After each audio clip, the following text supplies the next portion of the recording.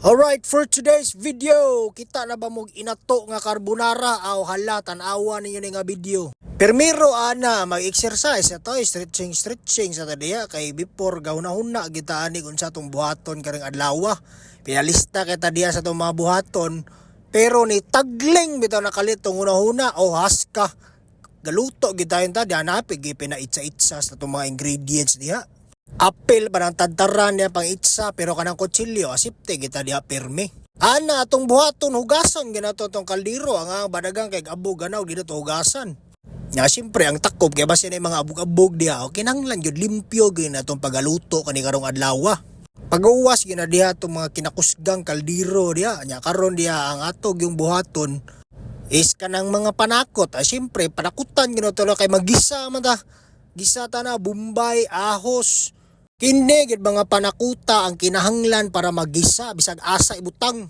Na siyempre pampalasa guna ang ato ginang butangan diag mga panakot. Nya kini paggalutua mura ginagkontra gusto kay ga kusmo dagnaong ngang ba. Aw hala luto lang tana kay murag medyo giganahan sa tagamay pero dalang kusmod gina. Nya mao na naron nanay tubig butangan na nag-asin. Asin na nato nagamay kay mo ko na pang magic diha og magluto kag carbonara butangan mo pasta o ang pasta tanawa ra gunang pasta og gibusdak lang og gikamot giukay o ana asa ka ana. Ya atog yung oil gamito na oy siyempre kanang medyo mahalon gamay kay para social gud carbonara gud atong gamito na olive oil unsa gud taw na dili to sponsor ha. Kay gipakita ra bang brand. Sunod ana ato na ibutang atong hiniwa ganina nga panakot nga galualuha pagitag taman diha kay gahiwa-hiwa tag Bombay.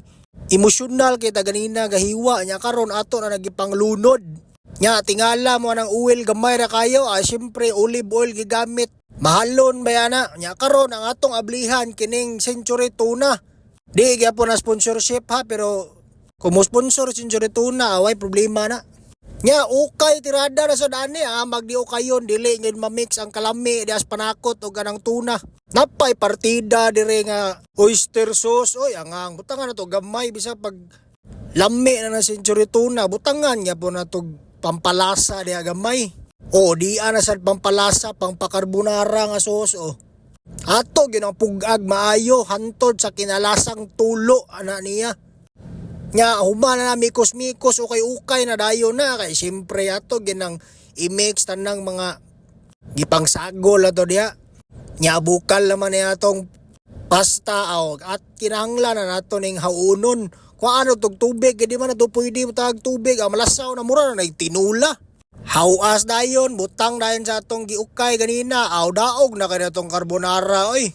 Solve na kayo itong pang snack kani karong adlaw.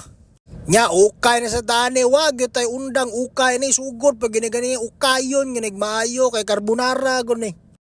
Tanawa ra gud na siya lami kayo tanawa ra gud na klaro kayo nya kana karon naluto naman na siya ato na nang i-present kunuway diha.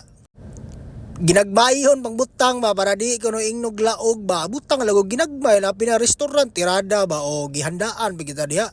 Nya ang pagkaon ganing carbonara pinasosyal gamay tanaw-tanaw pinatuyok-tuyok na siyempre ana na sa pagkaon diha.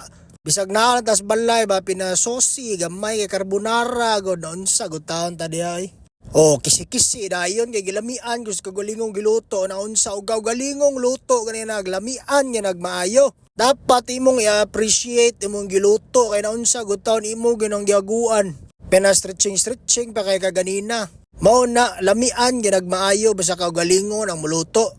Nya tiaw ba hapit ang gitaon kung makalimot sa kungan dias kalami doon sa gutaon mo dia.